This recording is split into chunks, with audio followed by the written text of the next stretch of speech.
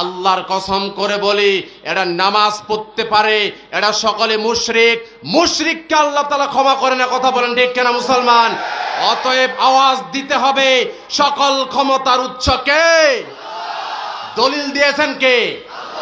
আল্লাহ রাব্বুল আলামিন বলেন, আন্নাল কুওয়াতা লিল্লাহি জামিআ, সকল ক্ষমতার উৎস হলো একমাত্র আল্লাহ।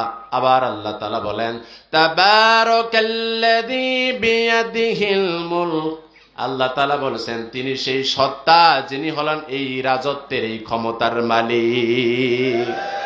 সকল ক্ষমতার মালিক কে? সকল ক্ষমতার উৎস কে? কেউ যেটা দেয় না সেটা দেয় কে?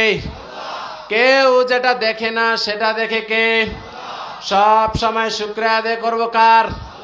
দুর্নীতি করার সময় দুর্নীতি আছে না নাই? এটা একটু চেয়ারম্যান সাহেব বলছিলেন যে আল্লাহ রাব্বুল আলামিন আজকের তাফসীরুল কোরআন মাহফিলে আসার বসার তৌফিক দিয়েছেন। সকলে খুশি না বেজার? সবাই বলেন খুশি না বেজার? যেহেতু খুশি, মন প্রাণ উজাড় করে শরীরের সমস্ত শক্তিকে গলার মাঝ বরাবর এনে কৃপণতা অলসতা দূর করে আল্লাহ তাআলার নামে শুকরিয়া আদায় করছি। সকলে সমস্বরে উচ্চ আওয়াজে পড়ছি আলহামদুলিল্লাহ। আরো জোরে সরে পড়ছি আলহামদুলিল্লাহ।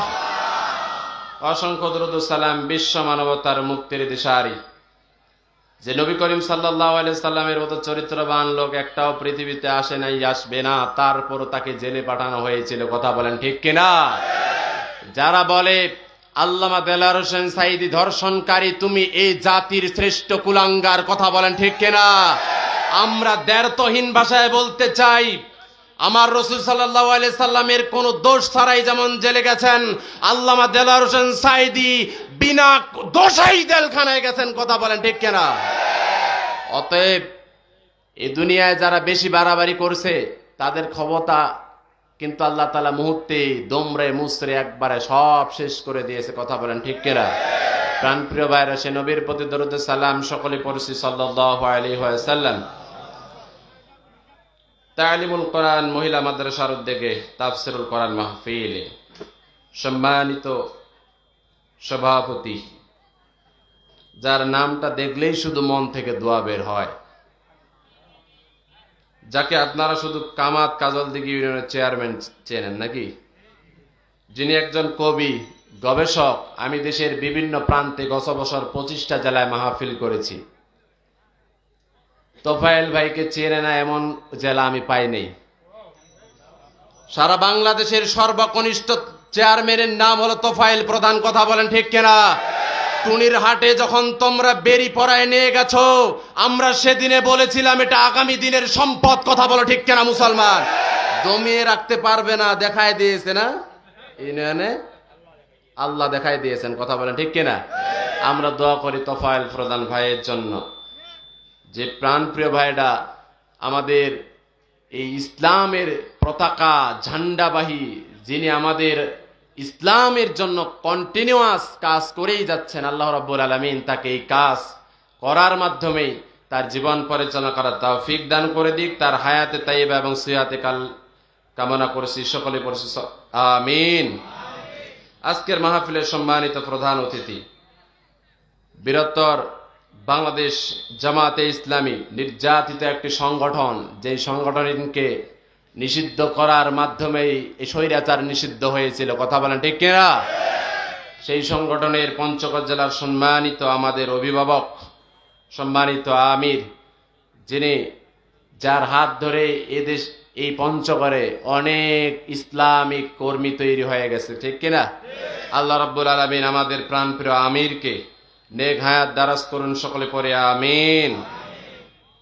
আজকের মাহফিল পরিচালনায় হাফেজ মোহাম্মদ মনিরুল ইসলাম মোল্লা, এনার নাম পড়লেও দোয়া আসে। যে মানুষটি সেই করোনা ভাইরাসের সময় প্রথম যখন ভিডিওগুলো দেখলাম যে মানুষের মাঝে ত্রাণ বিতরণ, এতিম গরিবদের মাঝে ত্রাণ বিতরণ, এটা করতে গিয়েও উনি বাধার সম্মুখীন হয়েছে, আমরা দেখেছি। কথা বলেন ঠিক কিনা?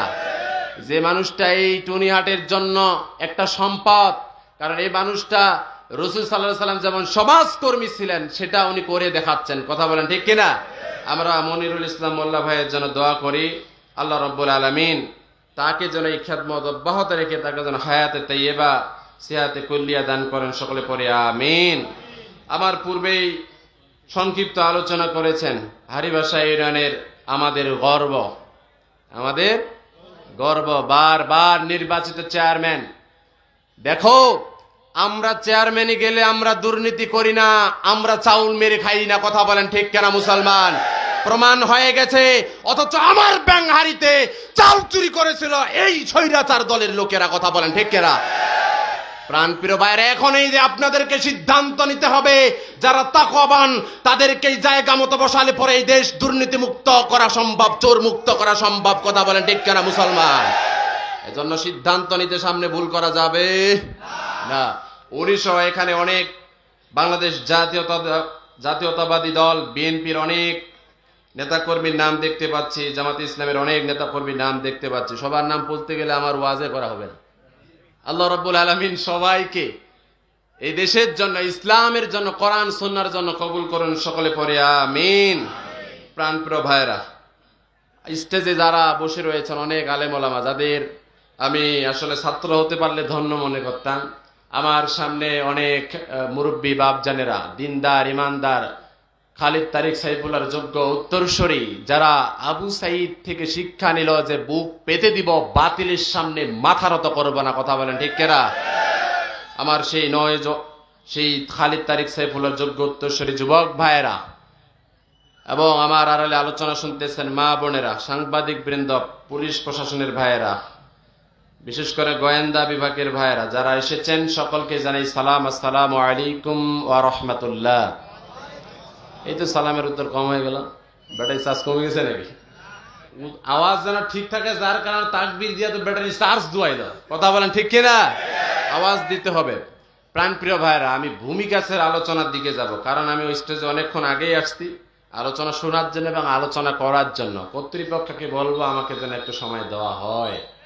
ইনশাল্লাহ আমি বিষয়টা যেটা নিয়েছি আপনাদের খিলায় দেওয়ার চেষ্টা করবো। আল্লাহ যেন আমাকে তাওফিক দান করেন। সুবহানাকা লা ইলমা লানা ইল্লা মা আল্লামতানা ইন্নাকা আনতাল আলিমুল হাকিম। আমরা আজকে আলোচনা শুনবো কোরআন নাজিলের প্রকৃত উদ্দেশ্য। কোরআন নাজিলের প্রকৃত উদ্দেশ্য। আমরা আল্লাহ তাআলাকে বললাম, আল্লাহ কোরআনটা কেন নাজিল করলেন? রব্বুল আলামিন বললেন, কোরআনটা নাজিল করেছি উনজিলা ফীহিল কুরআন হুদাল লিন্নাস। আল্লাহ তাআলা বলছেন যে আমি কোরআনটা নাজিল করেছি হুদাল লিন্নাস, as a guide to mankind, to also clear guardians and justicemen between right and wrong man. আল্লাহ রব্বুল আলামিন বলেন যে কোরআনটা নাজিল করেছি, এই কোরআনটা নাজিল করলাম বান্দার হিদায়াতের জন্য। বান্দা যদি হিদায়াত নিতে চায়, যদি সঠিক পথে পরিচালিত হতে চায়, তাহলে বান্দা সব কিছু অন্বেষণ করবে, খোঁজ করবে, হিদায়াত নেবে কোথা থেকে? জোরে বলি, কথা থেকে। বান্দার জীবন কিভাবে পরিচালনা হবে, যার কারণে রব্বুল আলামিন কোরআনটা নাজিল করলেন। আমরা আল্লাহ তাআলাকে বললাম, আল্লাহ কোরআনটা নাজিল করলেন কেন?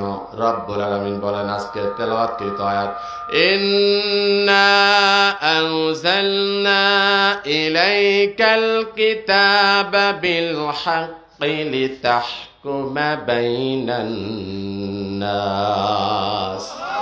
আল্লাহ তাআলা বলেন নিশ্চয় আমি কি করেছি, কোরআন যে আমি নাজিল করেছি, to just between the holy book Quran, আমি যে কোরআনটা নাজিল করেছি মানুষের মাঝে বিচার ফায়সালা করার জন্য। আল্লাহ তাআলা বলেন ইন্না, নিশ্চয়ই, সুপারলেটিভ ডিগ্রি, ডিফিনিট আর্টিকেল, আনজালনা ইলাইকাল কিতাব, আমি একটা কিতাব নাজিল করেছি সত্য সহকারে। কেন নাজিল করলাম? লি মানে জন্য। বালাগাত মান্তিকের মধ্যে যতগুলো নিয়ম আছে তার মধ্যে একটা অর্থ হলো লি মানে জন্য, তাহকুম যেন হুকুম প্রদান করা হয়, যেন আদেশ করা হয়, যেন সংবিধান করা হয়, যেন বিচার ফায়সালা করা হয়। আল্লাহু আকবার। এক কথায় কোরআন আল্লাহ রব্বুল আলামিন নাজিল করেছেন সংবিধান রূপে। প্রাণপ্রিয় ভাইয়েরা আমার, এবার আল্লাহ তাআলা যে সংবিধান হিসেবে কোরআনটা নাজিল করলেন, তাহলে আমার দেশের সাথে আমার ভূখণ্ডের সাথে মিলায় দেখেন, কোরআন কি আমাদের সংবিধান? জোরে বলেন না কেন? কোরআন কি আমাদের সংবিধান দেশের মধ্যে আছে? জোরে বলেন আছে? তাহলে আল্লাহ রাব্বুল আলামিন বলেন, আমি নাজিল করছি, পাঠাইছি শুধুমাত্র সংবিধান করার জন্য। বলেন তো দেখি, আল্লাহ চোখ বানাইছেন কেন? আওয়াজ দিতে হবে। চোখ আল্লাহ বানাইছেন কিসের জন্য? তো চোখ আল্লাহ তাআলা দেখার জন্য বানালেন, কিন্তু কেউ যদি এই চোখটাকে সুপার গ্লু দিয়া, এই চোখের পাপড়িগুলো চোখের এই নিচ দিয়া যদি সুপার গ্লু দিয়া চোখগুলো বন্ধ করে রাখে, ও মুসলমান বলেন দেখি, এখান থেকে আপনি 10 মিনিট কি হাঁটতে পারবেন? 5 মিনিট, 3 মিনিট, 1 মিনিট? যদি বলেন 1 মিনিট, তাহলে বলবো প্রিয় ভাইরা 1 মিনিটও পারবেন না, কারণ যতগুলো খুঁটি আছে কোথায় ধাক্কা খায় পড়ে যায়, বলবেন দাদা সাইড দে। কথা বলেন ঠিক কিনা? একটা জিনিস বুঝেন, তাহলে আল্লাহ রাব্বুল আলামিন চোখ বানাইছেন দেখার জন্য, কিন্তু কেউ যদি এই চোখটাকে বন্ধ করে রাখে আর এই বন্ধ অবস্থায় যদি চলতে চায়, বলেন তো দেখি অ্যাক্সিডেন্ট, দুর্ঘটনা হওয়ার সম্ভাবনা আছে না নাই? কত পারছেন? জোরে বলি কত পারছেন? ক্লিয়ার বুঝেন? আল্লাহ চোখ বানাইছেন দেখার জন্য, এইটা যদি তোমরা বন্ধ করে রাখো তাহলে 1 মিনিটও চলাচল করা যায় না, বিপদে 100% পড়তে হবে, এটা সকলেই বলছেন। কথা বলেন ঠিক কিনা? আল্লাহ বলেন, দেখো দুনিয়ার মানুষ, সংসদের মধ্যে কোরআন নিয়ে যাওয়ার জন্য বানাইছি, ও মুসলমান চোখকে বানালাম দেখার জন্য। এইটা যদি কেউ বন্ধ করে রাখে তাহলে সে যেমন বিপদে পড়বে, কোরআনকে বানিয়েছি সংবিধান রূপে, এটাও যদি কেউ মসজিদ আর বাসার মধ্যে বন্ধ করে রাখে, ওই মানুষ যেমন বিপদে পড়ার সম্ভাবনা 100%, এই মানুষটা জাহান্নামে যাওয়ার সম্ভাবনা 100%। কথা বলেন ঠিক কিনা? আপনি কোরআন বন্ধ করে রাখছেন মসজিদে, আর শুধুমাত্র ওই ঘরের টেবিলের মধ্যে, তা আপনার সমাজে দুর্নীতি থাকবে না তো কি? কথা বলেন ঠিক কিনা? প্রাণ প্রিয় ভাইরা আমার, এই জন্য কোরআন যেই জায়গায় আল্লাহ রাব্বুল আলামিন পাঠানোর জন্য দিয়েছে, যেই জায়গায় থাকার জন্য দিয়েছে, সেই জায়গায় থাকতে হবে, কি হবে না? জোরে বলেন। এই পৃথিবীর কোন ডাক্তার দেখেন, লক্ষ্য করে দেখেন, আল্লাহ রাব্বুল আলামিন নাক বানাইছেন এই যে মুখের উপরে, একটু উপরে। কথা বলেন ঠিক কিনা? দুনিয়ার কোন ডাক্তার যদি বলে এই নাক কাটে যেভাবেই হোক আবিষ্কার করে এই বগলের নিচে দিব, ধরলাম যে ডাক্তার পারলো, ডাক্তার বগলের নিচে নাক এনে দিল, খুব ভালো লাগবে? জোরে বলেন, খুব ভালো লাগবে? আরে যে গরমের দিনে কোনো আতর লাগবে না। কথা বলেন না কেন? পাশ দিয়া যদি ঘামে যায়, বলছে দাদা একটু সাইড দাও, তোমার শরীর গন্ধ করে। কথা বলেন ঠিক কিনা? তার মানে আল্লাহ রাব্বুল আলামিন নাক বানাইছেন নাকে, মুখের উপর সুন্দর করে দেওয়ার জন্য, চোখটা একটু উপরে দিয়েছেন, মুখটা সুন্দর করে দিয়েছেন, কিন্তু এই নাক যদি বগলের নিচে দিত তাহলে খবর কিন্তু খারাপ হয়ে যাইত। কথা বলেন ঠিক কিনা? আল্লাহ রাব্বুল আলামিন কোরআন তো আমি ওই তোমাদের মতো যদি বুঝে থাকো, নাক আল্লাহ নাকের এই বগলের নিচে দিলেই ভালো হইতো, তোমরা এইটাই মনে করতেছো কোরআন আমি নাজিল করলাম সংসদের মধ্যে আইন পাস করার জন্য, আর তোমরা বকাদের মতো চেষ্টা করে যাচ্ছ শুধু নাক এই বগলের নিচে আনার জন্য। শুধু মসজিদে আর মাদ্রাসায় থাকবে, দেশে আইন চলবে না, এটাই এখন বলতেছে লোকজন। কথা বলেন ঠিক কিনা? এজন্য রব্বুল আলামিন বলেন, কোরআনটা আমি নাজিল করেছি সংবিধান রূপে, কোরআন দিয়া এই সমাজ চলবে, দেশ চলবে, রাষ্ট্র চলবে। আর এটা চলাটা কি? আল্লাহ তাআলা বলছেন কোরআন দিয়া দেশ পরিচালনা করা ফরজ। কি? আল্লাযীনা ইম্মাক্কান্নাহুম ফিল আরদি আকামুস সালাহ। আল্লাহ রাব্বুল আলামিন বলেন সূরা হজের 41 নম্বর আয়াতের মধ্যে, আমি যে কোরআন, এই যে আমি পৃথিবীর মধ্যে যাদেরকে আমি ক্ষমতাবান বানাবো, যাদেরকে এমপি বানাবো, যাদেরকে মন্ত্রী বানাবো, তারা যেন এই সমাজের মধ্যে কোরআনের যতগুলো আইন আছে এগুলোর মধ্যে সর্বপ্রথম নামাজ কায়েম করে। কি কায়েম করে? নামাজ যেন তারা কায়েম করে। কিন্তু সমাজের মধ্যে আছে নামাজ কায়েম? আছে? নামাজ কায়েম নাই, তাহলে আমরা মুসলমান হয়ে বসে আছি। নামাজ কি হয়ে বসে আছে? মুসলমান হয়ে বসে আছি। এই যে আদমশুমারি গেল বা জনশুমারি যেটা গেল, এর পূর্বে আমাদের জনশুমারিটা ছিল 90% মুসলমান। কত পার্সেন্ট? জোরে বলি 90%। আর এইবার গত যেটা হয়ে গেল, এটাতে মুসলমান বাড়ছে 2%। কত পার্সেন্ট? এখন হলো 92%। প্রাণপ্রিয় ভাইরা আমার, এই কয়েক বছরের ব্যবধানে বেড়ে গেছে মুসলমান কত? 2%। তাহলে বলেন তো দেখি, এই সমাজের মধ্যে আল্লাহ তাআলার আইনগুলো ওইভাবে প্রতিষ্ঠা হওয়ার দরকার ছিল কি ছিল না? জোরে বলি ছিল কি ছিল না? কিন্তু কায়েম হইছে। তার মানে আল্লাহ তাআলার ঘোষণা অনুযায়ী যেভাবে মুসলমান হওয়ার দরকার সেইভাবে মুসলমান হতে পারি নাই, শুধু নামে হয়েছি। দাদা ছিল মুসলমান, বাবা হয়েছে মুসলমান, সূত্রে বংশের সম্পত্তি হিসাবে আমিও এখন মুসলমান। কথা বলেন না কেন? যদি মুসলমান থাকতো তাহলে এই দেশে কোরআনের আইন কায়েম হয়ে যাইতো। এখন বলবেন হুজুর তাহলে আমরা তো কোরআনের আইন কায়েম করার জন্য চেষ্টা চালাই। প্রাণপ্রিয় ভাইরা, আমরা চেষ্টা চালাই বলেই তো ওরা আমাদের নাম থুইছে রাজাকার, জামাত শিবির। তার মানে বুঝলাম এই সমাজের মধ্যে 5 তারিখের পূর্বেও কথা ছিল, যারাই নামাজ পড়ে ওরাই জামাত শিবির, মানে নামাজ পড়লেই জামাত শিবির। কথা বলেন ঠিক কিনা? আওয়াজ ছিল কিনা? খালি। তার মানে হলো জামাত শিবির যদি করে দেওয়া যায়, তাদেরকে মিথ্যা মামলা দেওয়া যাবে, মায়ের দেওয়া যাবে, আর কথা বলার চান্স থাকবে না। ঠিক কিনা? এই জন্য প্রাণপ্রিয় ভাইরা, আমাদের আকিমউদ্দিনের কাজ করতে হবে। তাহলে কোরআন নাজিল হয়েছে সংবিধান রূপে। কি রূপে? সংবিধান রূপে। এবার আসুন প্রিয় ভাইরা আমার, আল্লাহ রাব্বুল আলামিন বলেছেন এই কোরআনের মধ্যে একটা আয়াত হলো, ইয়া আইয়ুহাল্লাযীনা আমানু দুখুলু ফিস সিলমি কাফা। এতটুকু শুনে আল্লাহ তাআলা বলেছেন সূরা বাকারা 208 নম্বর আয়াতের মধ্যে, ওহে যারা ঈমানদার, তোমরা আল্লাহ তাআলার যে দিনটা আছে এটার মধ্যে পরিপূর্ণভাবে প্রবেশ করো। মানে যতগুলো বিধান আছে সবগুলোই মানো। সবগুলো কি মানো? পরিপূর্ণ যারা বিশ্বাস করবে না, যারা এই দেশে মানব রচিত আইন, ধর্ম নিরপেক্ষতা, জাতীয়তাবাদ, সমাজতন্ত্র, পুঁজিবাদ যারা কায়েম করতে চায়, প্রাণপ্রিয় ভাইরা আমার, আল্লাহর ঘোষণা অনুযায়ী এরা অনেকে নামাজ পড়ে, রোজা রাখে, কিন্তু তারা ইসলামে পরিপূর্ণ প্রবেশ করে নাই। আবার আকিমউদ্দিনের কথা বললে পরে ওরা আবার শরীরে স্যাঁত করে উঠে। কথা বলেন ঠিক কিনা? এই যাদের স্যাঁত করে উঠে, ওরা বলে আমরা তো নামাজ পড়ি, আমরা তো রোজা রাখি, আমরা তো হজও করি, তাহলে আমরা জান্নাত পাবো তো কেডা পাবে? এরকম আছে না নাই? এবার আসুন, বলছে যতগুলো মানছি এগুলো দিয়ে জান্নাত যাওয়া লাগবে, ইসলাম আইনের দরকার নাই। একটা গ্রুপ বলা শুরু করে দিছে এটা।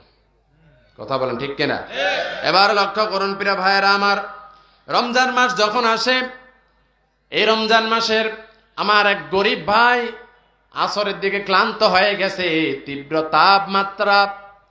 হঠাৎ করে তিনি ফতোয়া চাইলেন যে সারাদিন রোজা রাখছি, কি করেছি? সারাদিন রোজা রাখছি, ভাড়া তেমন হয় নাই। এই সময় ইফতার কেনার জন্য শহরের মানুষগুলো এই তীব্র রোদের মধ্যে সারাদিন বাইর হয়নি, কেবল তারা ইফতার কেনার জন্য, সাহারির জন্য তারা কেনার জন্য বের হয়েছে। তো আপনি একটু ফতোয়া দেন হুজুর, একটু উপায় বের করে দেন। আমি তো সারাদিন রোজা রাখছি, আমি এখন শরীর ক্লান্ত, আমাকে ভাড়াও মারা লাগবে, টাকা আমার লাগবে, আমি আসরের যখন আজান হয়ে যাবে আমি রোজাটা ভেঙ্গে ফেলবো। ও হুজুর, সারাদিন তো রোজা রাখছি, আমার কি 80% বা 70% সওয়াব হবে না?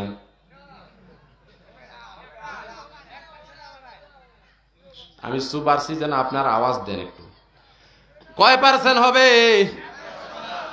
প্রাণপ্রিয় ভাইরা আমার, লক্ষ্য করে দেখুন, সেই সাহারি থেকে শুরু করে আসর পর্যন্ত কত তাপমাত্রা সময় চলে গেল, রোজাটা সে ভেঙ্গে ফেলল। বলেন তো দেখি 80% সওয়াব পাবে কি পাবে না? কেন? বলবেন হুজুর ওই রোজা ভাঙছে যার কারণে কোকে কাফারা দেওয়া লাগবে, আরো গুনাহ হবে। তোমরা শুধু নামাজ আর রোজা রেখেই বলতেছো আকিমুদ্দিনের দরকার নাই, ইসলামের দরকার নাই, সংসদের মধ্যে কোরআন পাশ হবে, এটার পক্ষে আমি নাই। তুমি পরিপূর্ণ বিশ্বাস করো না সারাদিন রোজা রাখার পর আসরের সময় ভাঙলে যেমন চারনাও নেকি হয় না, উল্টা তার গুনাহ হয়। তুমি আকিমুদ্দিনের বিরোধিতা করো, কোরআন সংবিধান হবে এটার বিরোধিতা করো, তোমার ন্যূনতম আল্লাহর কাছে আমল একটাও কবুল হবে না। প্রাণপ্রিয় ভাইরা, আমি কি বুঝাতে পারছি? জোরে বলি, পারছি? এবার আসুন প্রিয় ভাইরা, বলেন তো দেখি নামাজ পড়া ভালো না খারাপ? ভালো। সবাই পিছন থেকে বলেন নামাজ পড়া ভালো না খারাপ? এই যে মাগরিবের এশার নামাজ চলে গেল, মাগরিবের নামাজ ফরজ কয় রাকাত?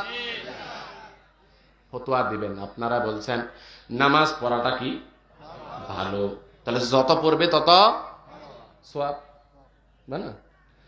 মাগরিবের নামাজ হলো 3 রাকাত, আপনারা বলেন যত নামাজ পড়বে তত ভালো, তত সওয়াব।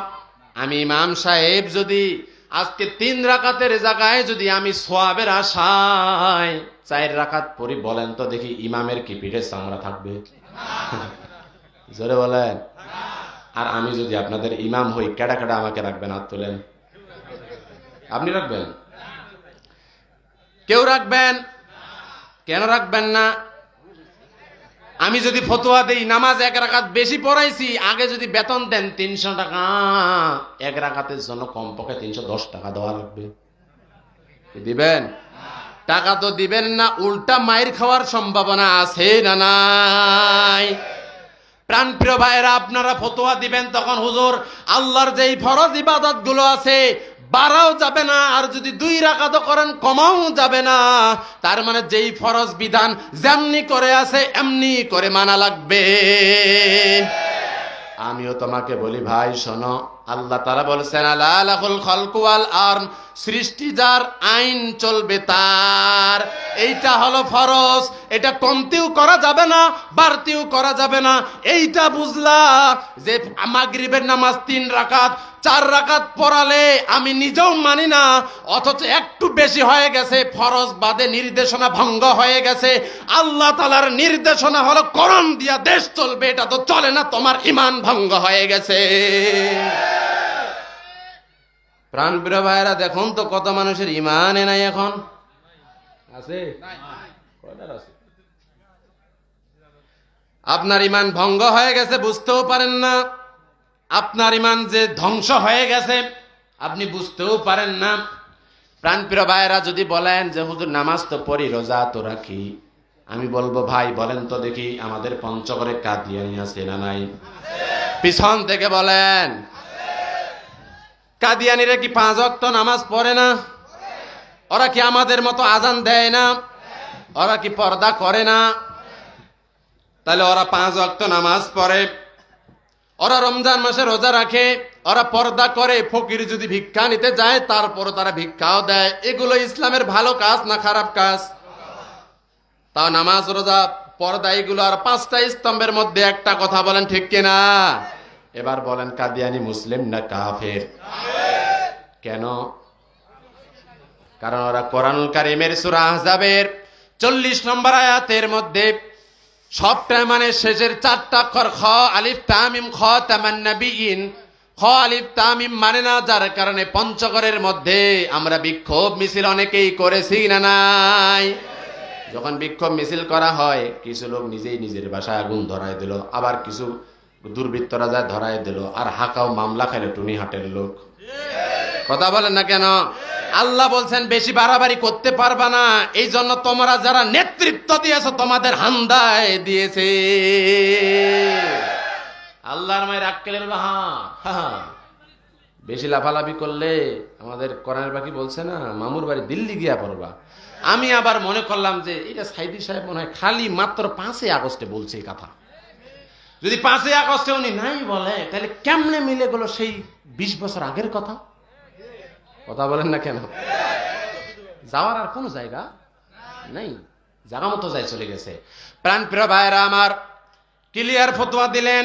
কাদিয়ানি নামাজ পড়ে, ওরা রোজা রাখে, ওরা যাকাতও দেয়, ওরা আবার পর্দাও করে, কিন্তু তারা জাহান্নামে যাবে একটাই কারণে, কারণ কোরআন কারিমের সূরা আহজাবের 40 নম্বর আয়াতের 4টা অক্ষর না মানার কারণে যদি তারা কাফের হয়, তারা যদি জাহান্নামে যায়।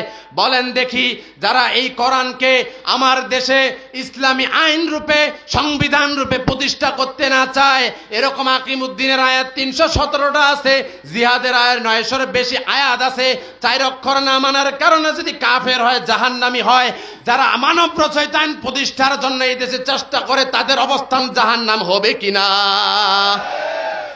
এমনি কাদিয়ানি যদি জাহান্নামে যায়, তাহলে ওর আর থেকে আরো কঠিন শাস্তির আযাবের মধ্যে এরা পড়বে। কথা বলেন ঠিক কিনা? একজন নেতা আজকে ফেসবুকে পোস্ট দিছে আমার পাশের ইউনিয়নের, আমরা নাকি মানুষদেরকে ধর্মের কথা বলে আমাদের দিকে ডাকাই। আমি বললাম, ভাই, আমি যে আয়াতগুলো আপনার সামনে বলেছি, আমার টুপি উঁচা দেখে বলবেন জামাতি হুজুর, কারণ টুপি দেখে তো দল চেনা যায়। অনেকে এটাই মনে করে নাকি, পাস করলে পড়লে বলে চরম নাই, উঁচা টুপি যদি পরে তাহলে বলে জামাতি, আর ওই যে কিসের গম্বুজ যদি দেয় ওইটা বলে আর পীর সুন্নি, মিঠা সুন্নি, গরম সুন্নি। এরকম আছে না নাই? আমাকে আপনারা বলতে পারেন যে জামাতি হুজুর, আমি বলবো ভাই এটা আপনি বলতেই পারেন, বলাটাই স্বাভাবিক, কিন্তু আমি যে আলোচনাটা করেছি একবার বাসায় যায়, বাংলা অনুবাদ তো আপনার কোরআন ঘরের মধ্যে আছে, ঘরে না থাকলে মসজিদে আছে, একটু খুলে দেখান তো আমার কথা সঠিক কিনা। যদি সঠিক থাকে বিরোধিতা করার কোনো সুযোগ আছে নাকি? আল্লাহ রাব্বুল আলামিন বলেছেন, শোনো ইমানদার, তোমরা যদি ইমানদার হও, ইয়া আইয়ুহাল্লাযীনা আমানু দুখুলু, ও হে ইমানদার বান্দারা, তোমরা পরিপূর্ণ কি হও? ইসলামে দাখিল হও, প্রবেশ করো, যা আছে যেমনি করে আছে এমনি করে তোমাদের মানা লাগবে। কথা বলেন ঠিক কিনা? তার মানে ইমানদারদেরকে আল্লাহ তাআলা ডাক দিয়ে বলেন পরিপূর্ণ ঢোকার জন্য। তার মানে ইমানদারের মধ্যে কোনো না কোনো ঘাটতি আছে, যার কারণে ইসলামের পরিপূর্ণ জীবন মানার কথা আল্লাহ তাআলা বলেছেন। ঠিক না মুসলমান? আমরা ইমানদার কিনা? এইটাও ঠিক কইয়া পারে না, বারে তোমার পঞ্চগড়ের সোয়া তোমার কেন কইমা? ও সাদা, তোমরা ইমানদার কিনা? বারে একটু ক পঞ্চগড়ের ভাষায়, জোরে ক। সবাই ইমানদার কিনা? আমরা সকলে ইমানদার, কিন্তু আমাদের হয়তো স্পক চিরে গেছে। কি চিরছে? স্পক।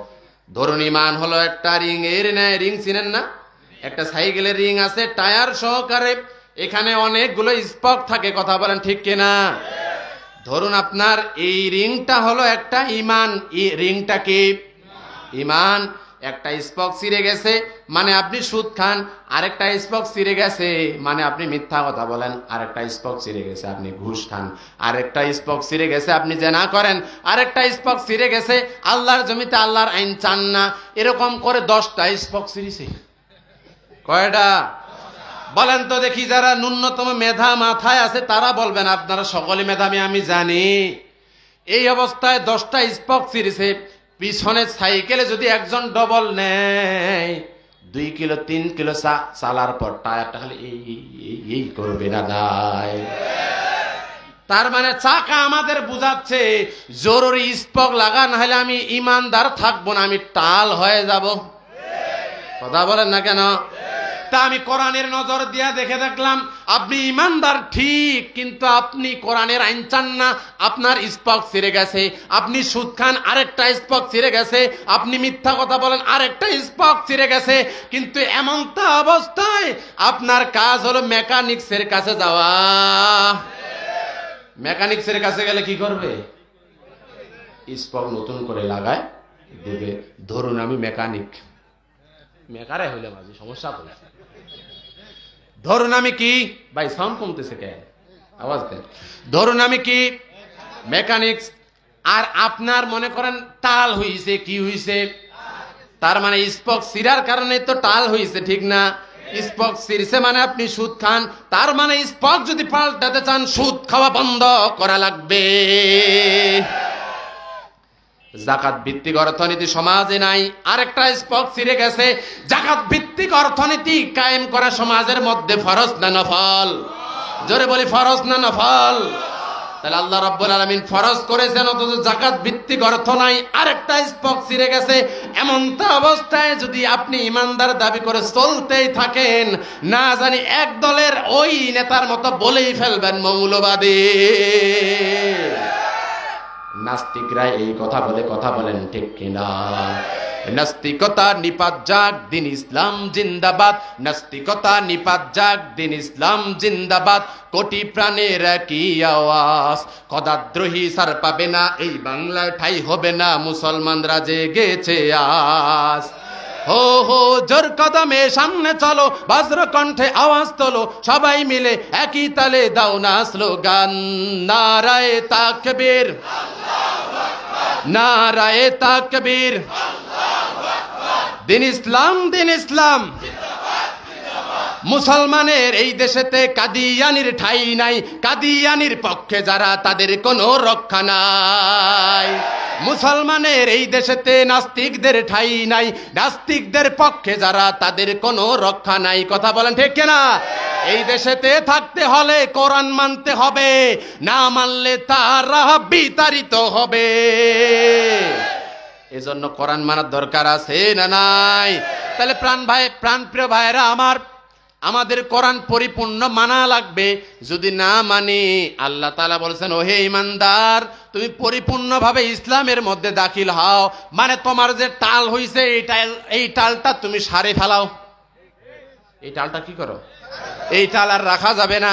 এমনটা অবস্থায় যদি টাল চলতেই থাকে, হঠাৎ করে একটা ঝড় চলে আসছে, আপনি সাইকেলে ডবল চড়ছেন, এবার জোরে যখন চলে যাবেন, কারণ বৃষ্টি আর ঝড় তুফান আপনাকে লাগছে, যত জোরে চালাবেন খালি লাফালাফি করবে টায়ার। কথা বলেন ঠিক কিনা? লাফাইতে লাফাইতে এক পর্যায়ে রিং ভাঙার সম্ভাবনা আছে না নাই? তা আমি দেখতে পাচ্ছি আপনার মধ্যে সুদ আছে, আপনার মধ্যে ঘুষ আছে, আপনি মিথ্যা কথা বলেন, আপনি দুর্নীতির সাথে যুক্ত, আপনি বাতিলদের দোসর হয়ে গেছেন। এইভাবে চলতে গেলে আপনার রিং নামক ঈমান ভেঙে যাবে।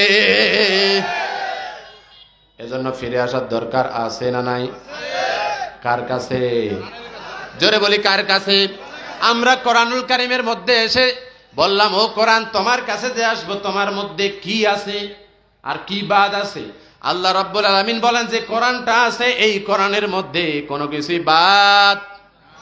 জোরে বলি, ওয়ানাজ্জালনা আলাইকাল কিতাবা তিবয়ানাল লিকুল্লি শাই।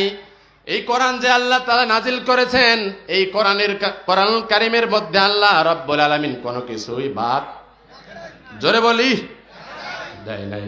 আমরা আল্লাহ তাআলাকে বললাম, আল্লাহ তুমি তো কোরআনটা নাজিল করেছো সংবিধান রূপে, যে কোরআনটা সংবিধান রূপে নাজিল করেছেন, আল্লাহ এই কোরআনটা কেমনি করে আইনগুলো কায়েম হবে?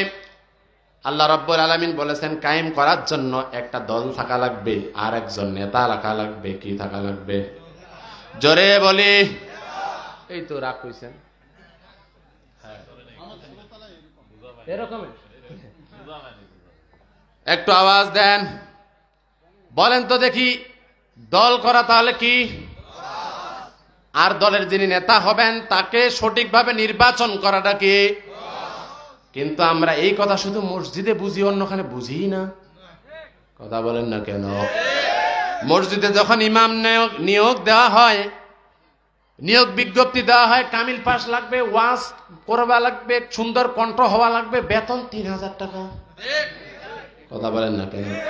কামিল পাস করা তুমি 3000 টাকা বেতন দাও, শরম লাগে না? কথা বলেন না কেন? আবার দেখে বেতন আলোচনা সাপেক্ষে, সব যোগ্যতা লিখলেন ওপেনে আর বেতনটা গোপনে। ইসলাম যদি কায়েম হয়ে যায়, তাহলে আর কোনো কিছুই গোপনে থাকবে না, সব কিছুই ওপেনে হয়ে যাবে। কথা বলো ঠিক কিনা মুসলমান? কি করবে? উপায় নাই, চাকরি বাজার জন্য সভাপতি যা বলে তাই।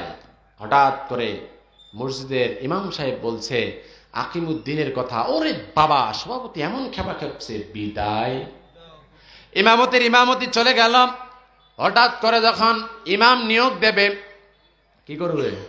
ইমাম যখন নিয়োগ দেবে, একটা বিজ্ঞপ্তি দেওয়া হলো, তাকে কামিল পাস অথবা দাওরায় পাস লাগবে, হাফেজদেরকে বেশি অগ্রাধিকার দেওয়া হবে।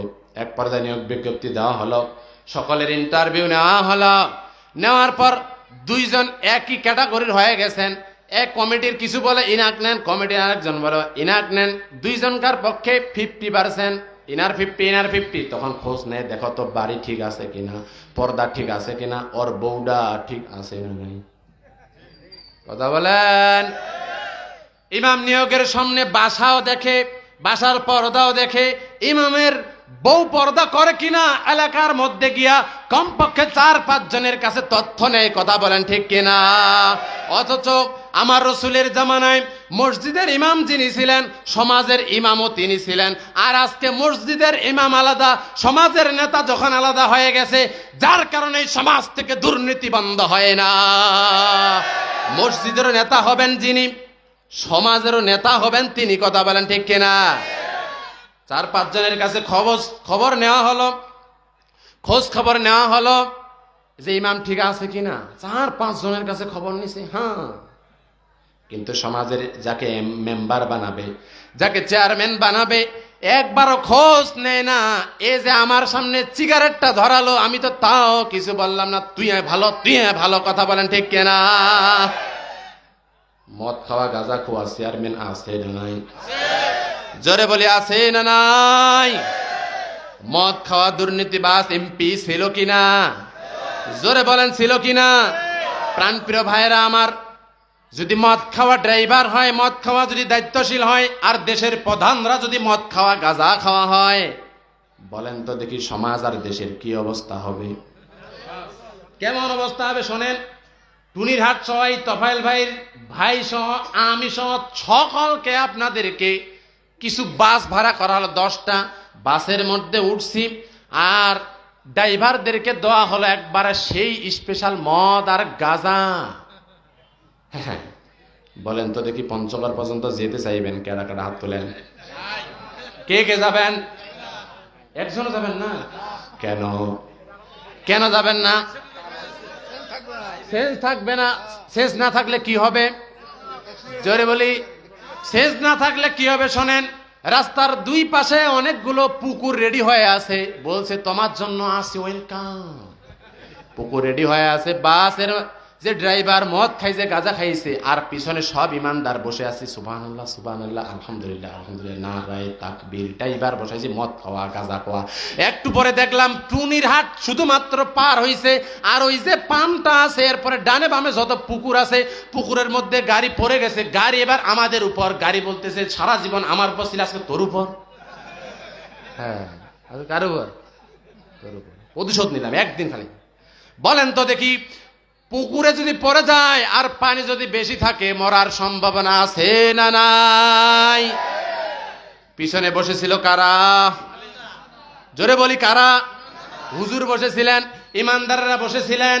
কিন্তু প্রিয় ভাইয়েরা, সব ইমানদার, সব হুজুর বসে থাকার পরও ড্রাইভার যদি মদ খাওয়া হয়, তাহলে টুনিরহাট থেকে ওই তেল পাম্প পর্যন্ত যাওয়ার আশা করা লাগবে না, আর আপনারা উঠতে চাইবেন না। কথা বলেন ঠিক কিনা? অমুসলমান, দেখতে পাচ্ছি যেই নেতার পিছনে আপনি ছুটছেন, এই নেতার পিছনে ছুটলে আপনার জান্নাত যাওয়া তো দূরের কথা, সামিয়ানা পর্যন্ত পার হতে পারবেন না। আপনার নেতা শুধু পদ্মা সেতুর মায়া কান্না দেখায়। প্রথমে বাজেট ছিল 10,000 কোটি টাকা, এটা 30,000 কোটি টাকায় নিয়ে গেছেন। দুর্নীতির কথা বলে এদিকে দুর্নীতি করব না। একজন বলছে পালাবো না। কি বলছে? পালাবো না। আর রূপপুর পারমাণবিক বিদ্যুৎ কেন্দ্রে মাত্র 59,000 কোটি টাকা দুর্নীতি করেছে, যেটা দিয়া পদ্মা সেতু মাত্র 4 খান হইতে পারে। 4 খান কয়টা? আর মায়া কান্না দেখা। তার মানে যারা দেশের ড্রাইভার হবে, ওরা যদি মদ খাওয়া হয়, ওরা যদি গাঁজা খাওয়া হয়, দেশ বিপদে পড়বে, যত ইমানদার থাকুক। কথা বলো ঠিক কিনা মুসলমান? এমপি মন্ত্রীরা যে গাঁজা খাওয়া ছিলেন, সেটা স্বৈরাচার গণভবনের শেখ হাসিনার রুমেই মদের বোতল পাওয়া গেছে। এটা আমরা বলতেছি? যারা বলেন, অনেকে বলে যে মদ না খেলে তার মাথায় ঠিক থাকে না। বলছে হুজুর কিছু বিড়ি খাওয়া, বলে বিড়ি না খেলে পায়খানায় হয় না, ওর নাকি মাথায় ঠিক থাকে না। তার মানে যখন মাথা গন্ডগোল হয়ে গেছে, তখনই বলছে শুধু আগে জামাতকার রাজাকার বলতো, দেশের সবাই রাজাকার। রাজাকার বলার কারণে আল্লাহ বলছে, দেখো তুমি গালি দিছো, এটা আমি সম্মানে রাজাকার বানাই দিলাম।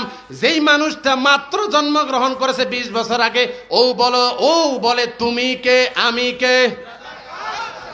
কে বলেছে? কে বলেছে? তাহলে প্রাণপ্রিয় ভাইরা, যেটা ছিল গালি, আল্লাহ বানাইছে সম্মানের শব্দ। কথা বলেন ঠিক কিনা? তাহলে আমরা টুনিরহাট থেকে পঞ্চগড় পর্যন্ত যাইতে চাইব না যদি ড্রাইভার হয় মাতাল, যদি ড্রাইভার হয় সেন্সলেস। কথা বলেন ঠিক কিনা?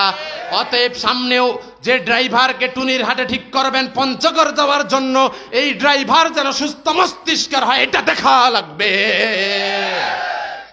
কথা বলেন ঠিক কিনা? বুঝা কি পাইছে? এ পর্যন্ত বুঝেন নেই কে কে? একটু হাত তোলেন। বুঝা গেছে? খেলায় দেওয়ার পরও যদি না বুঝেন, কিছু করার নেই। তাহলে মুফতি আমির হামজার মতো বলতে হবে, তুই ঢাকি আর কোদাল ধরে আরে।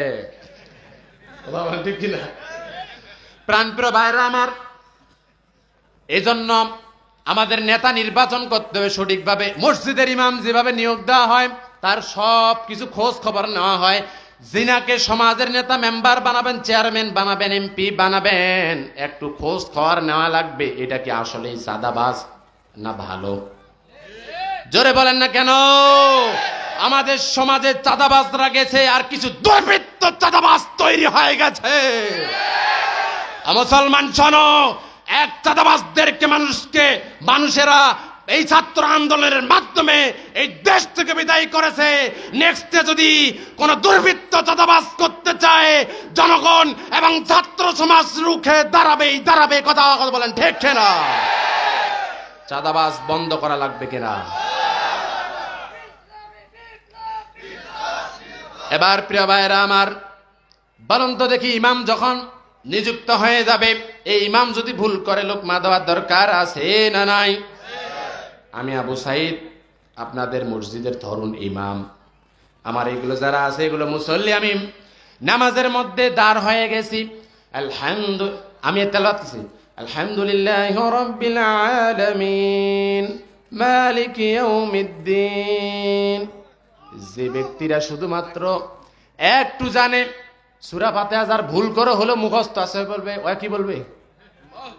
কি বলবে? এই তো লুকমা দেওয়ার সঠিক নিবর সুবহানাল্লাহ বলা। হাদিস শুনছেন কোনদিন? লুকমা দিতে হবে কিভাবে? ভুল করবে সুবহানাল্লাহ, লুকমা দিতে হবে। আপনি আল্লাহ আকবার বললেন, কেউ তো রুকুতে চলে যেতে পারে।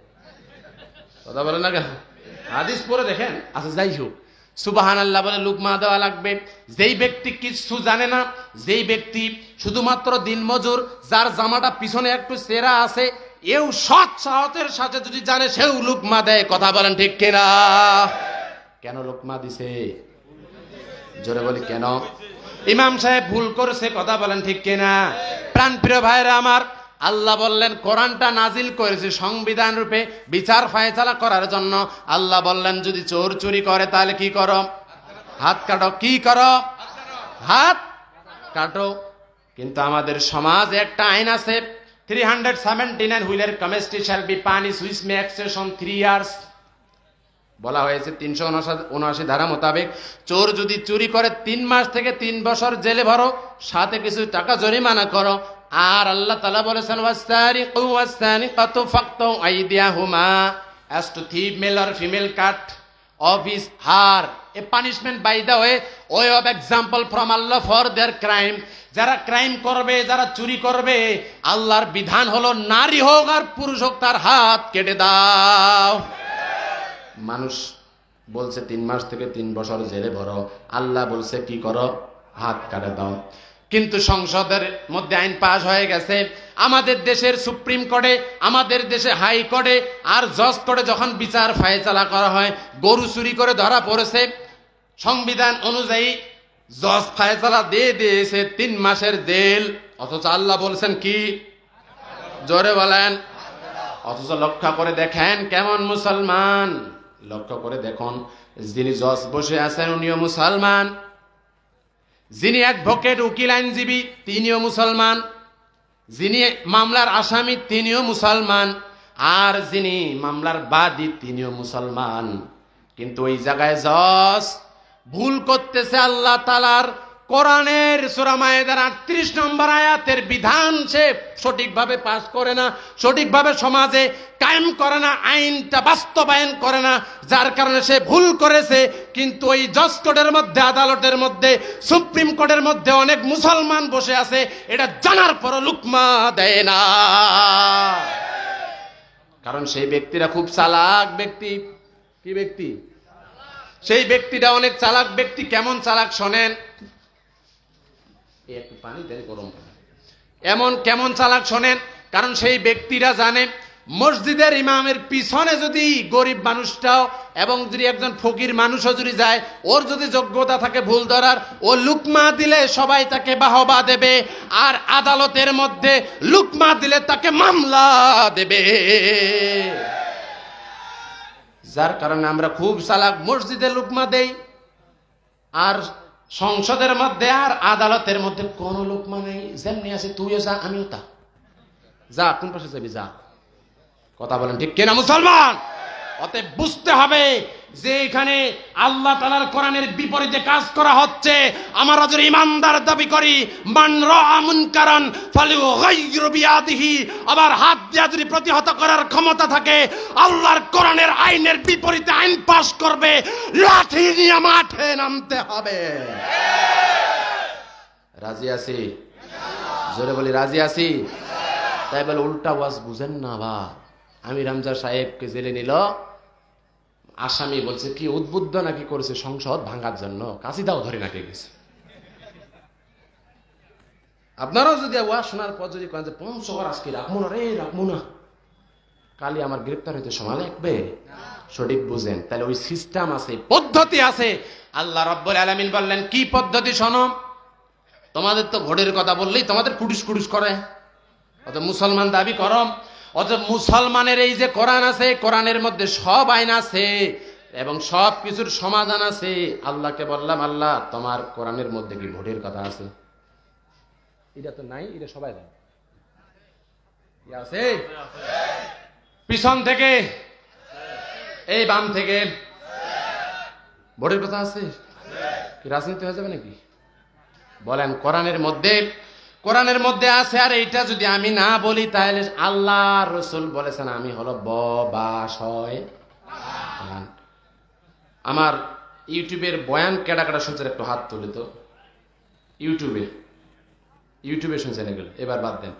এই মাহফিলের পূর্বে আমার আলোচনা শুনছেন কারা কারা একটু হাত তুলে। যাক, অনেকগুলো শ্রোতা আছে। তাহলে এরা অন্তত ভালো করে জানে যে এই স্বৈরাচার পতনের পূর্বে গত বছরে এই স্টেজে আমি দ্বিতীয় বক্তা ছিলাম। স্বৈরাচার থাকা অবস্থায় আমরা হক কথা বলেছি। আমি আগেও বলেছি আমার কথার কোনো পরিবর্তন হবে না। আমি আগেও যেমন করে কথা বলেছি, এখন তো প্রশ্নই আসে না। কথা বলেন ঠিক কিনা? কোরআনে আছে আর আমি বলবো না, তা হবে না মামুর বেটা, তা হবে না। এবার শোনেন, আল্লাহ রাব্বুল আলামিন বলেন কোরআনের মধ্যে ভোটেরও কথা আছে। সূরার নাম নিসা। জোরে বলি কত নম্বর আয়াত? সূরার নাম নিসা, আয়াত নম্বর হলো 58 নম্বর আয়াত। জোরে বলি কত? এই একবার খুলে পড়তেছি, নাইলে আপনারা তো পরে বলবেন যে হুজুর আপনি কি বানায় পড়লেন।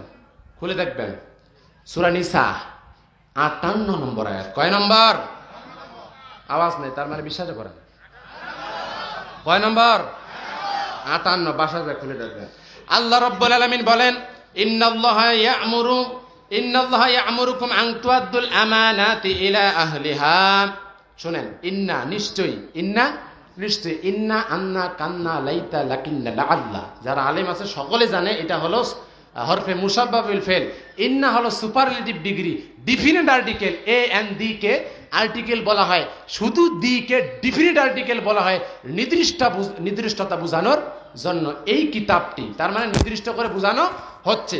আল্লাহ তাআলা বলছেন নিশ্চয়ই, ইন্নাল্লাহ, নিশ্চয় আল্লাহ, ইয়া'মুরুকুম, তোমাদেরকে আদেশ করতেছে এবং করবেন। অর্থ আল্লাহ তাআলা তোমাদেরকে আদেশ করেছেন কি?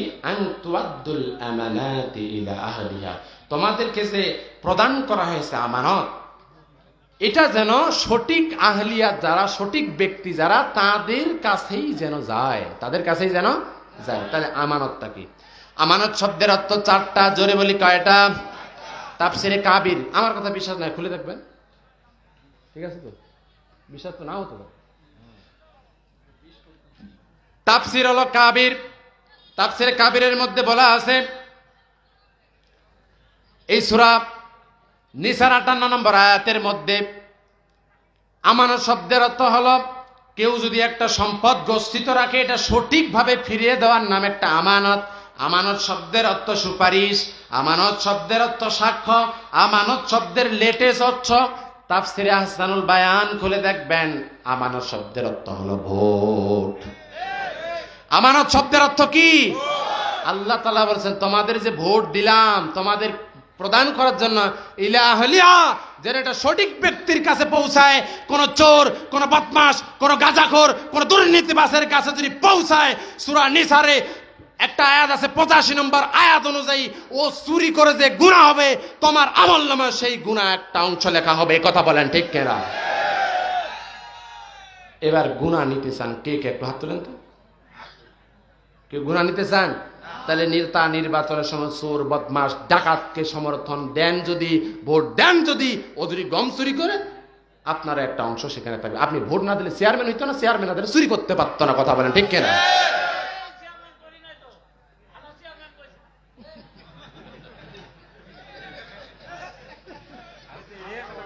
এবার আসেন প্রিয় ভাইরা আমার, যেহেতু মিডিয়া আছে, সাংবাদিক আছে, ওয়াজটা সারা দেশে। গত বছরের এই জায়গায় একটা ওয়াজ করেছিলাম, এটা কয়েক মিলিয়ন গেছে। আর আপনাদের চেয়ারম্যান এইখানে বসে একটা বক্তব্য দিয়েছে, সেই বক্তব্য ভাইরাল হয়েছে। আমি বক্তব্য দিয়েছিলাম, এই বক্তব্যটা রিলে করতেছি যে রাজপথে যখন দাড়ি এই খোঁচা খোঁচা দাড়ি রাখে, টাকনুর উপরে প্যান্ট পরে, তখন নাম বলতে পারে নাই। ইসলামী ছাত্র শিবিরের 50 জন দাঁড়ালে প্রশাসন সহ আর বাতিলদের প্যান্ট গরম হয়ে যেত। কথা বলেন ঠিক কিনা? এই বক্তব্য কয়েক মিলিয়ন ভিউ হয়েছে। অতএব এই বক্তব্য আমার শুধু টুনিরহাটের নয়, সারা পৃথিবীবাসীর জন্য। কথা বলেন ঠিক কিনা? চেয়ারম্যানেরটাও কয়েক লক্ষ চলে গেছে, চেয়ারম্যানেরটা কয়েক লক্ষ গেছে, চেয়ারম্যান সাহেব জানে সেটা। প্রাণ প্রিয় ভাই, তাহলে আমার বক্তব্য খালি এখানে? আমরা তো জানি এই ইউনিয়নের চেয়ারম্যানও ভালো, একটু আগে যে চেয়ারম্যান বক্তব্য দিল এই চেয়ারম্যানও ভালো, তাকে আবার কথা বলেন ঠিক কিনা? কিন্তু পাশের ইউনিয়নের গুলোও তো খারাপ হতেই পারে। কথা বলেন ঠিক কিনা? প্রাণ প্রিয় ভাইয়েরা আমার, সময় যেটা দিছে এর মধ্যে শেষ করতে হবে। আমি আগেই কমিটিকে বলেছি যে আমার একটু সময় বেশি দেন, মিনিমাম 1.5 ঘন্টা দেন, তাহলে অন্তত কিছু একটা বিষয় বোঝানো সম্ভব। কথা বলেন ঠিক কিনা? প্রাণ প্রিয় ভাইয়েরা, তাহলে আমরা মূল পয়েন্টের দিকে ফিরে আসি। আল্লাহ তাআলা যেই কোরআনটা নাজিল করেছেন, এটা কি হিসাবে নাজিল করেছেন? এই ওয়াজ শুনছেন তখন থেকে, কি হিসাবে? সংবিধান হিসেবে কোরআন আল্লাহ তাআলা নাজিল করেছেন। তাহলে আমাদের সংবিধান কাকে বলে? একটা দেশ, একটা রাষ্ট্র পরিচালনা হওয়ার নীতি বা কিছু আইনকেই সংবিধান বলে। কথা বলেন ঠিক কিনা? এবার আসি প্রিয় ভাইরা আমার, আমাদের দেশ যে পরিচালিত হয়, বলেন তো দেখি এটা কার আইন? আল্লাহর আইন রে, আল্লাহ। এটা মানুষের তৈরি করা আইন। কথা বলেন ঠিক কিনা? মানুষের তৈরি করা আইন দিয়ে কি সমাজে শান্তি পাওয়া যাবে? জোরে বলেন, পাওয়া যাবে? আমাদের অশান্তির আগুন পৃথিবীতে দাউ দাউ করে জ্বলতেছে সুদ ঘুষ দুর্নীতি দিয়া। কথা বলেন ঠিক কিনা? আপনাদের টুনিহাটের মধ্যে এক দোকানদারের দোকানে লাগছে আগুন। কি লাগছে? বুঝানোর জন্য বলছে, আল্লাহ যেন আগুন থেকে আমাদের হেফাজত করে, সকলে বলে আমিন। একজনকার দোকানে লাগছে আগুন, সে এবার একটা ভাষণ দিল, ভাই যার কাছে যা আছে তাই নিয়ে আমার দোকানে তোমরা ঝাঁপিয়ে পড়ো। মনে রাখবা এবারে সংগ্রাম আগুন নিভানোর সংগ্রাম। আশেপাশে যত দোকানদার আছে, এক বেচারা পেট্রোলের ব্যবসা করে। কিসের ব্যবসা? পেট্রোলের ব্যবসা। এ বলছে যার যে আছে তা নিয়ে ঝাঁপিয়ে পড়তে বলছে, যা আমার তো আর কিছুই নাই, আমার আছে শুধু পেট্রোল। কি আছে? পেট্রোল। তাহলে আমি তাই নিয়ে যাই। এবার মাত্র 2 ড্রাম পেট্রোল নিয়ে আস্তে করে রওনা হয়ে গেছে। আর একজন এবার ওই যে ল্যাব এবং তোষক বানায়, ওর বিশাল বিশাল তুলা দিয়ে বোঝায়, বলছে আমার তো এই ছাড়া আর কিছুই নাই। যার কারণে তুলা তুলি যা আছে বিশাল বিশাল বস্তায় ভরে রওনা হয়ে গেছে। কি হয়ে গেছে? রওনা হয়ে গেছে। সংগ্রামটা কি? আগুন নিভানোর সংগ্রাম। আর আরেক ভাই মনে করেছে যে আমি তো কাপড়ের ব্যবসা করি। কিসের ব্যবসা? কাপড়ের ব্যবসা তো বলছে যার যে আছে তাই নিয়ে আমার এখানে চলে আসো। কাপড় যা আছে কয়েকটা বান্ডিল নিয়ে ছুটে চলে গেছে। আস্তে করে এবার আগুন নিভানোর জন্য কাপড় দিছে। কি দিছে? কাপড় দিছে। আর ওই যে পেট্রোলওয়ালা পাশের দোকানদার এ বলছে তাহলে যা দিতে বলছে তাহলে দেই দি। কি দেই দিছে? পেট্রোল ঢালে দিছে। আরেক ভাই সে আরেক উপকরণ দিল, আরেক ভাই এনে আরেক উপকরণ দিল। বলেন তো দেখি আগুনটা কি চিরতরের জন্য এবার নিভে গেছে? জোরে বলেন, জোরে বলেন। আমরা বললাম এই সমাজে দুর্নীতি চলতেছে, রাহাজানি চলতেছে, এখানে ধর্ষণ হচ্ছে। প্রত্যেক দিন ধর্ষণের খবর পেয়েছি।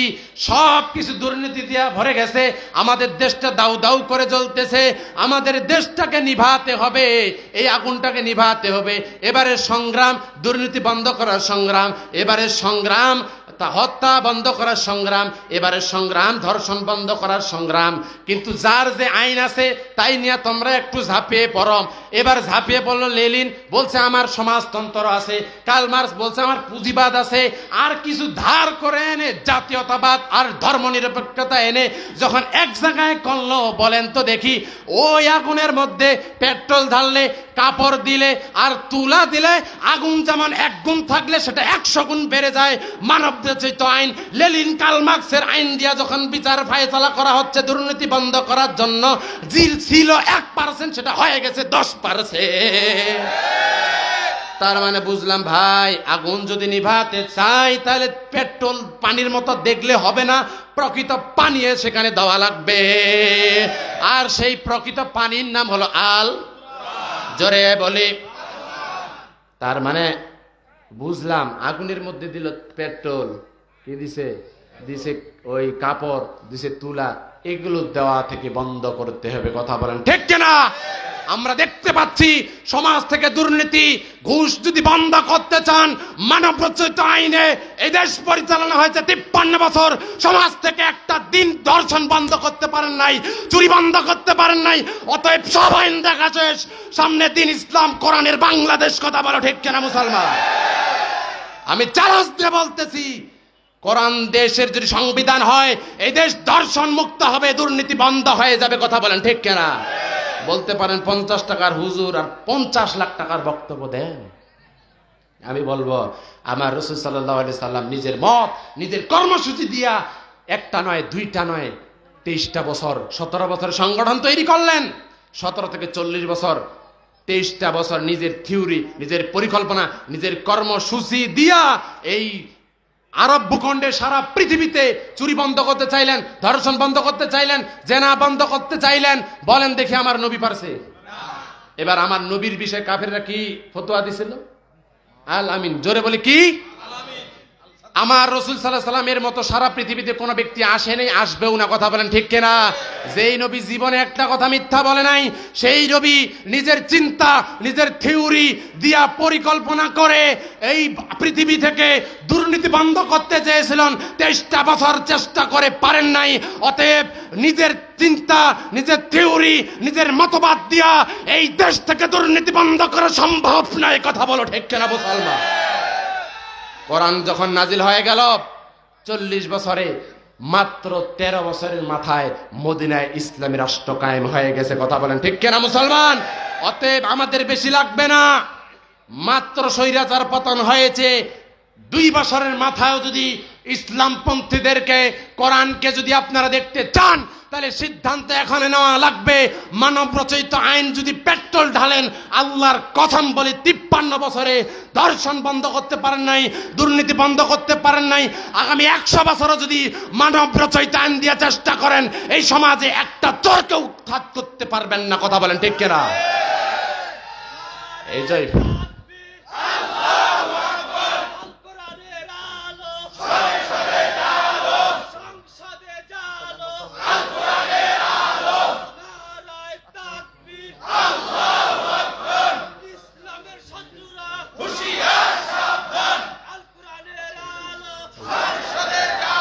আমার আলোচনা ফিনিশিং টানতেছি। আমার আলোচনা অনেকগুলো নোট ছিল ব্রেন্টে। চেয়ারম্যান সাহেব বলছে 5 মিনিটের মধ্যেই শেষ হবে ইনশাআল্লাহ। আমিও বলছি আমার সময় অতিরিক্ত হয়ে গেছে, তারপরও 5 মিনিট আসছে। প্রাণপ্রিয় ভাইরা, তাহলে আমরা বুঝতে পারলাম মানব রচিত আইন দিয়া, মানব রচিত বিধান দিয়া সমাজে চুরি, ধর্ষণ, রাহাজানি বন্ধ করা সম্ভব নয়।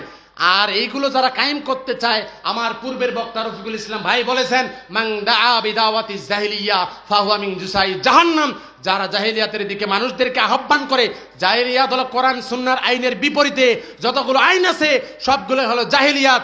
এই জাহিলিয়াতের আইন যারা কায়েম করতে চায় সমাজের মধ্যে, ফাহুয়া মিন জুসাই জাহান্নাম, ক্লিয়ার ফতোয়া, তারা জাহান্নামী। কথা বলেন ঠিক কিনা? ওয়া ইন সামা ওয়া সাল্লা ওয়া জামা আন্নাহুল মুসলিম, তারা যদি নামাজি হয়, তারা যদি রোজাদার হয়, তারা যদি মুসলমান দাবি করে বুক যদি ফাটায়ও ফেলে, তারপরে তারা কি? জাহান্নামী। এবার আমরা বুঝতে পারলাম যে আমরা যেইভাবে চলতেছি এইভাবে গেলে আমাদের জাহান্নামে যাওয়া লাগবে। কথা বলেন ঠিক কিনা? এই এক্সাম্পল দিয়ে শেষ করে দেব আলোচনা। ধরুন আপনি পঞ্চগড়ে টিকিট কাটছেন, যাবেন আপনি ঢাকা, জরুরি আপনার ট্রেনিং আছে, আপনাকে অ্যাটেন্ড করতে হবে।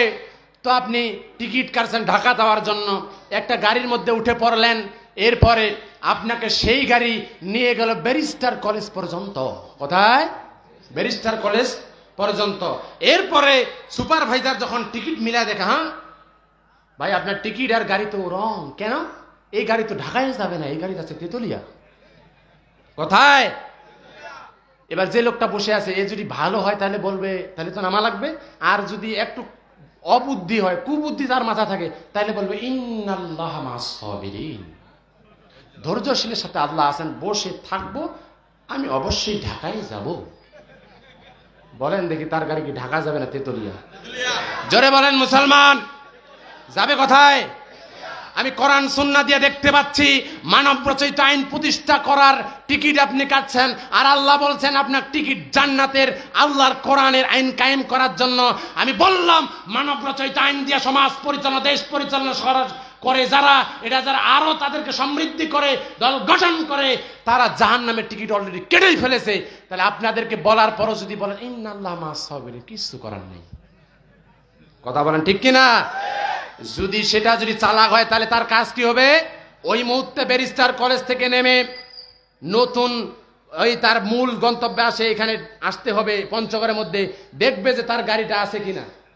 যদি গাড়ি আছে ভালো, না হলে নতুন করে টিকিট কাটে তাকে যেতে হবে ঢাকায়। ধরুন এক্সাম্পল হিসাবে দিলাম, মনে করুন আপনার জাহান্নাম রয়েছে তেতুলিয়ায়, ধরুন ঢাকায় রয়েছে জান্নাত, আপনার গন্তব্যস্থল হলো জান্নাতে যাওয়া। আমরা কোরআন সুন্নাহ দিয়ে দেখতে পাচ্ছি মানব রচিত আইন দিয়া আপনি যাচ্ছেন তেতুলিয়া নামক জাহান্নামে। এমন সময় কন্ট্রাক্টর হিসেবে আপনাদেরকে বললাম, ও ভাই আপনার টিকিট আপনাকে নিয়ে যাচ্ছে জাহান্নাম নামক তেতুলিয়ায়। আপনি যদি বলেন ইন্নাল্লাহা মা'আস সাবিরিন, আবু সাইদের কিছুই করার নেই। কথা বলেন ঠিক কিনা? আর যদি চালাক হন তাহলে ওই মুহূর্তে টিকিটটা পাল্টাতে হবে, আপনাকে সহযোগী ফর্ম পূরণ করে আকিমউদ্দিনের একজন একনিষ্ঠ কর্মী হওয়ার দরকার আছে না নাই? কথা বলেন।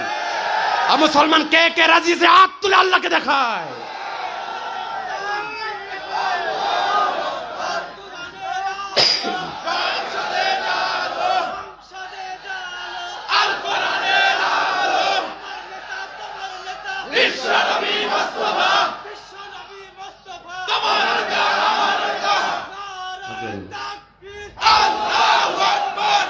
প্রাণপ্রিয় ভাইরা আমার, চেয়ারম্যান সাহেব যেটা বলছে, আমাদের দায়িত্বশীলেরা যা বলে, আর আমাদের এটা অভ্যাস, আমরা বেশি পার করি না। সামনের বার কোথাও যদি আসি দেখা হবে ইনশাল্লাহ। বেশি করে সময় দেন, আরো আলোচনার সুযোগ থাকবে। রাজি আছে তো নাকি? ইনশাল্লাহ। ইনশাল্লাহ আমার মাহফিল 500 আপনাদের রয়েছে, পানিডুবি, কাজলদিঘি, রত্নীবাড়ির দিকেও। সমস্যা নেই, ডেট ফেসবুকের মধ্যে জানাই দেওয়া হবে। যদি শোনেন আসবেন ইনশাল্লাহ, মন খুলে আলোচনা করবো। ঠিক আছে তো নাকি? ইনশাল্লাহ। আল্লাহ রাব্বুল আলামিন আমাদের সকলে কবুল করুন। একটা মাহফিলের দাওয়াত দিয়ে শেষ করি। আগামী 24 অক্টোবর, না কয় অক্টোবর? 24 অক্টোবর ময়দানদিঘি ডিগ্রি কলেজে বিশাল তাফসিরুল কোরআন মাহফিল। প্রধান মুফাসসির থাকবেন মোস্তফা মাহবুবুল আলম ভাই, সাতক্ষীরা। আর আমি গোলাম থাকবো সেখানে দ্বিতীয় মুফাসসির। এর থেকেও বেশি উপস্থিতি দেখতে চাই। রাজি আছেন? একজনে কমপক্ষে 2 জন কাকে নিয়ে যাবেন, ওদিন মন খুলে কথা হবে। রাজি আছি তো নাকি? ইনশাআল্লাহ। ইনশাআল্লাহ আমাকে সকলকে আমাদের কবুল করুন। স্টেজে যারা রয়েছেন, সামনে যারা রয়েছেন, সকলের দীর্ঘায়ু কামনা করছি, সকলের সুস্বাস্থ্য কামনা করছি। পরিশেষে আমার মোল্লা ভাইয়ের জন্য দোয়া করছি। মোল্লা ভাই অক্লান্ত পরিশ্রম করে মাহফিলের আয়োজন করেছেন এবং তার মাদ্রাসা পরিচালনা করতেছেন, সমাজ কল্যাণমূলক কাজ করে যাচ্ছেন। বাধা না দিয়ে তার সহযোগী হয়ে এই সমাজটাকে এবং টুনিহাটবাসীকে কোরআন সুন্নাহর আদলে এগিয়ে নিয়ে যান, এই প্রত্যাশা রেখে সবার কাছে দোয়া চাই, সবার কাছে দোয়া চাই। বিদায় নিয়ে আসসালামু আলাইকুম ওয়া রাহমাতুল্লাহি তাআলা ওয়া বারাকাতুহু। আসসালামু আলাইকুম ওয়া রাহমাতুল্লাহি তাআলা ওয়া বারাকাতুহু। নারায়ে তাকবীর, নারায়ে তাকবীর, আল্লাহু আকবার। দিন ইসলাম, দিন ইসলাম, তোমার নেতা আমার নেতা বিশ্বনবী মুস্তাফা, বিশ্বনবী মুস্তাফা আমার নেতা আমার নেতা। সম্মানিত উপস্থিতি, তাওহীদি জনতা, দ্বিতীয় বক্তার কাছে আমরা দীর্ঘক্ষণ আলোচনা শুনলাম। আমরা চেষ্টা করব কোরআন এবং হাদিসের আলোকে তিনি ব্যাখ্যা দেওয়ার চেষ্টা করেছেন। মহান রব্বুল আলামিন তার যোগ্যতা আর মেধাকে আরো বাড়িয়ে দিন, আমরা বলি আমিন। সম্মানিত, আমরা এই লাইভ থেকে বেরিয়ে আসতেছি, এরপরে তোফায়েল চেয়ারম্যান আমাদের বক্তব্য রাখবেন। অবশ্যই পঞ্চগড় বিবিসির সাথে থাকবেন। এবং আপনারা জানেন আমরা বিভিন্ন খণ্ড করে প্রতিটি তথ্যই দেওয়ার চেষ্টা করি, সেক্ষেত্রে আলাদাভাবে দেওয়ার জন্য নিঃসন্দেহে আপনাদের সাথে থাকার জন্য